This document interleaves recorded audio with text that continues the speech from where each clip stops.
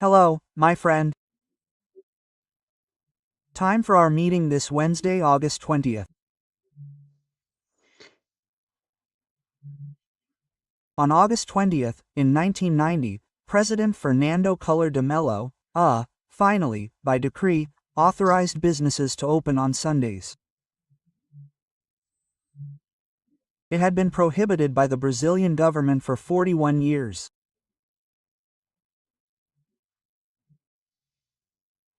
In other words, the Brazilian government prevents the Brazilian nation from opening its businesses on Sundays, creating jobs, paying taxes, improving income, and improving the lives of people who can't shop during the week because they're working.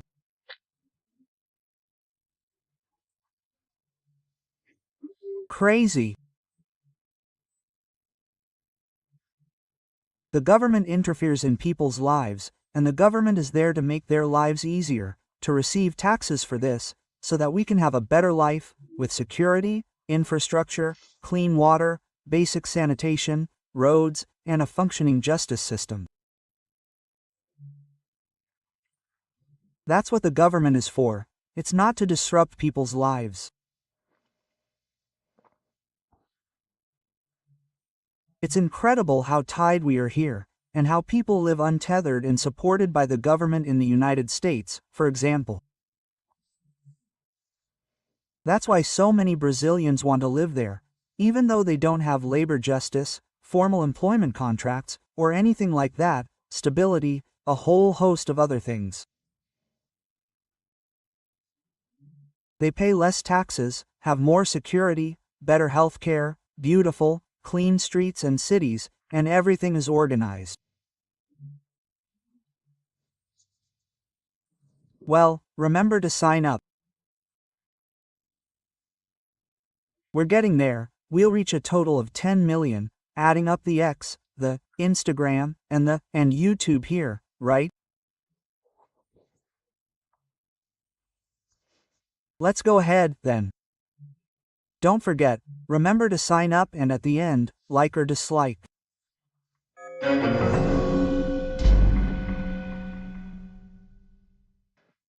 Today was a day that left the government desperate. The Minister of Institutional Affairs, that is, the Minister of Policy for Relations with Congress, came out in full force to explain what was happening. And what happened, folks? The government was all mobilized to avoid having a parliamentary commission of inquiry into the immense, cruel, gigantic, Amazonian theft of how many millions of elderly people here? 3 million. 3 million or so elderly people in the pension system, but they didn't want to investigate, right? 3,200,000 elderly people. Folks, the Parliamentary Commission of Inquiry wants to investigate to find out how far the government facilitated this. They pretended not to know because they had to go through the INSS, National Institute of Social Security, the Data previous data, the Ministry of Social Security, and official banks.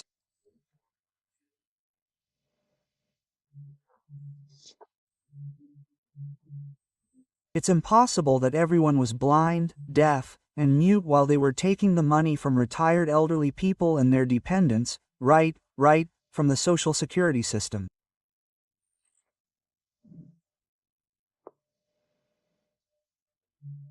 But everything was ready for the government.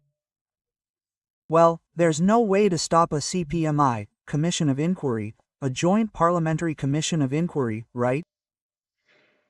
That is, with senators and representatives. When they realized there was no way, so, we're going to dominate the CPI.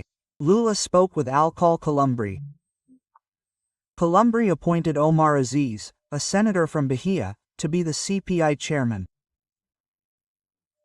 And, in turn, Omar Aziz would appoint its rapporteur. Everything was under control. But then the government was surprised. The opposition learned to brag, give interviews, make threats. It goes wrong, it can go wrong, it creates expectations, it informs the opponent of their movements.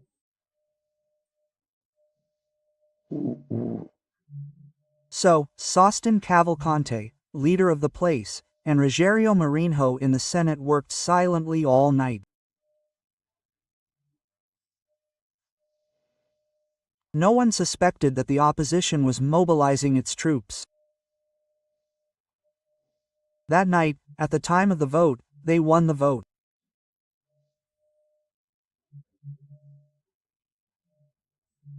The score was Omar Aziz, who lost 17-14. A senator won, a Podemos senator, Carlos Viana, who appointed a pro-Bolsonaro congressman as rapporteur.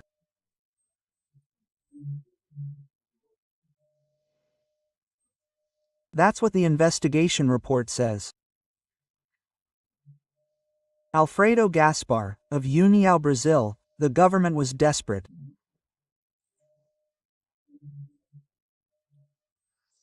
CNN even said that the Speaker of the House, Hugo Mota, was summoned to the Alvorada Palace.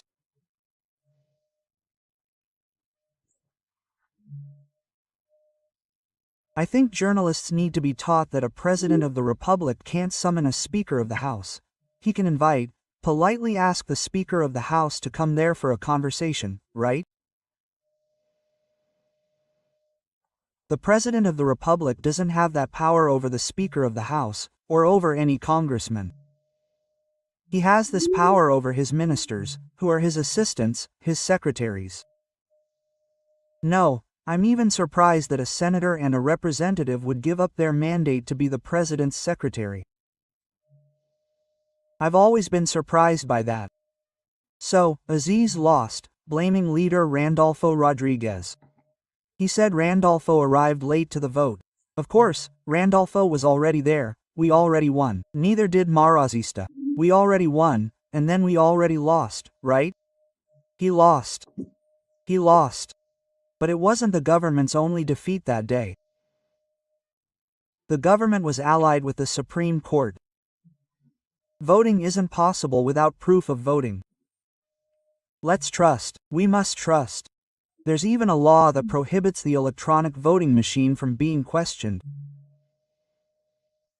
Then there's the supplementary law that creates the code, a new electoral code. It entered the Senate's Constitution and Justice Committee, which is the most important in the Senate, and the committee opened the door to paper ballot proof.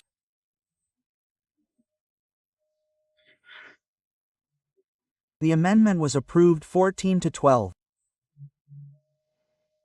Since it wasn't in the Chamber of Deputies, it'll have to go through the Senate floor and then the Chamber of Deputies. And it says something like this, right? The ballot box prints the little slip of paper, the voter looks at what's written, sees if it's true, if that's what they voted for. Then they press a little green one, and it falls into a tamper-proof deposit, so if they need to check, they'll have to recheck it on the paper to clear up any doubts. Guys, if there had been this proof of voting in the last presidential election, January 8th wouldn't have happened, because it's necessary when the difference is minimal. The Supreme Court overturned it twice.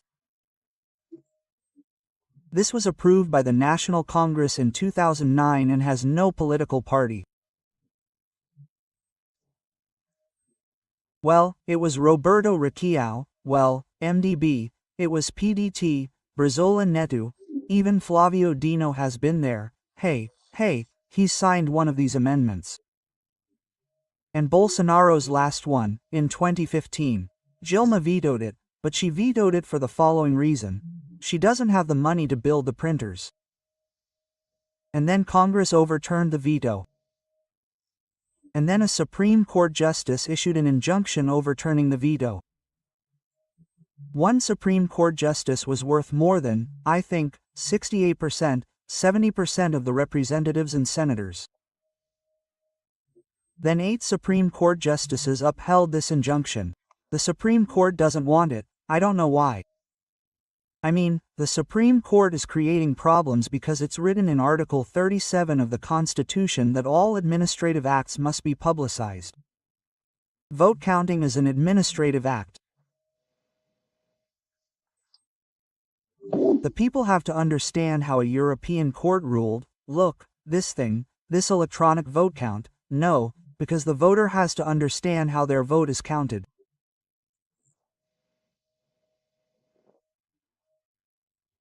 So, there you have it. It was a great day, one to catch the cruelty of those who stole from the elderly and another to respect the voter. The voter needs to know how their vote is counted, right? Well, there's the argument, but electronic voting machines have been in use for 30 years without fraud being proven. Of course, it's impossible to prove fraud. The PSDB tried to impeach Acio and Ao Gilma in the elections, but they couldn't. They were there for 100 days, they couldn't. And no, the PSDB rapporteur concluded that it was impossible to audit, right? Well, and finally, after the nervous breakdown with that plane, that white Boeing 757-200 that landed in Porto Alegre, then landed in Guarulhos, right? It was all a mystery. And it was a normal flight, but everyone's on edge, right?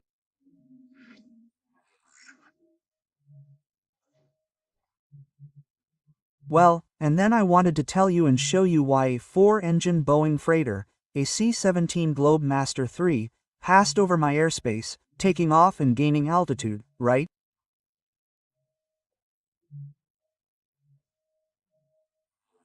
It was certainly on its way back to the United States because they canceled Operation Formosa, a joint Operation Formosa right here. That must have been it. It was coming back, just like Operation Koa, which was supposed to be in the Northeast, was canceled too, right? Well, I think it was to get rid of the Brazilian forces, who have no fuel. And the Americans seem to be paying attention to the political events involving Venezuela and Brazil, right?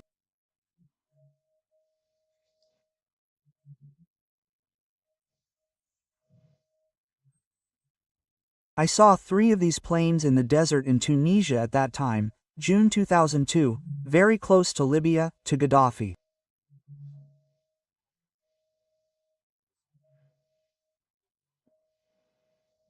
Maybe they were there, but it was in the middle of the desert, in the middle of nowhere. There wasn't a single building near them, a hangar, nothing. It's an American presence all over the world. And the mysterious plane was a diplomatic plane, bringing material. Look at them, visa material, for example, is special paper, right? I think they don't trust all this to come on regular flights, but on special flights. Everything they, for example, landed to supply 2 very important consulates, the ones in Porto Alegre and the one in Sao Paulo. From Brasilia, Alexandre Garcia.